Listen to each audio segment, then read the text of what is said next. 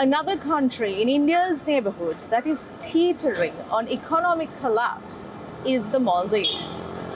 The country's sovereign bonds are valued at record lows as big defaults lurk. The country's former vice president has blamed China for this collapse. Here's the story.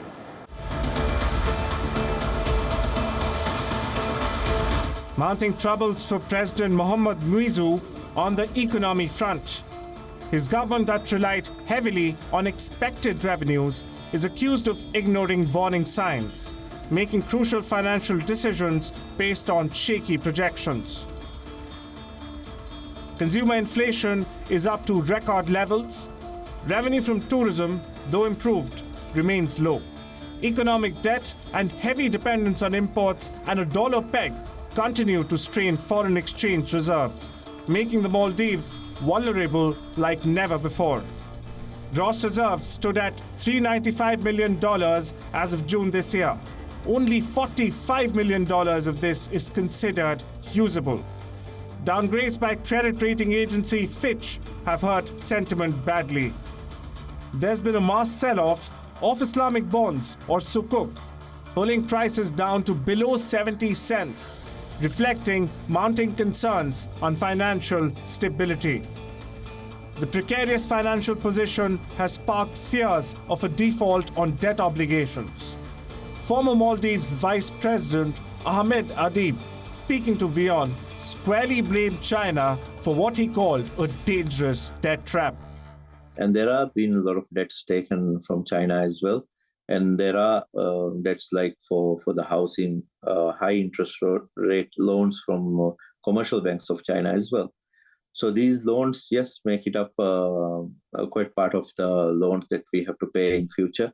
So there has been talks with the president, with the Chinese government, but we haven't seen or not yet announced that how they will solve will they delay it? Will they, write it off?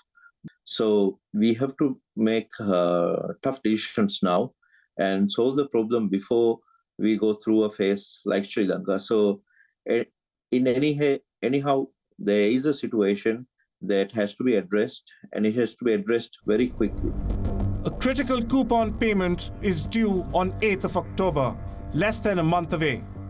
The Maldives government is looking to negotiate a $400 million currency swap deal with India to shore up reserves, though concerns persist over whether this will be enough to avert a default. History tells us that it has been always India, and not only for us, even for Sri Lanka. It was India who solved the problem, even after those difficult times they went through. So already India is helping Maldives even through this tough relationships between the last 9 months. And I believe that is where the relationship even improved. If I can remember correctly, last April, India delayed one of the payments that was due.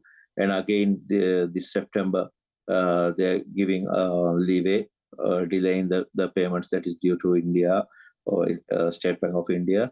So there are things that India is doing to help Maldives in any way they can. Adding geopolitical complexity to the financial crisis, the People's National Congress government, led by President Muizzu. As the country continues to align itself more closely with China, Muizzu's India Out campaign has made investors wary. A default by the Maldives at this stage could have significant ripple effects across the region, with trade and financial markets being hit. It could also undermine confidence in other emerging markets. The Maldives faces a tough road ahead to regain economic stability. How it navigates the crisis, who comes to its support, and who doesn't will be closely watched.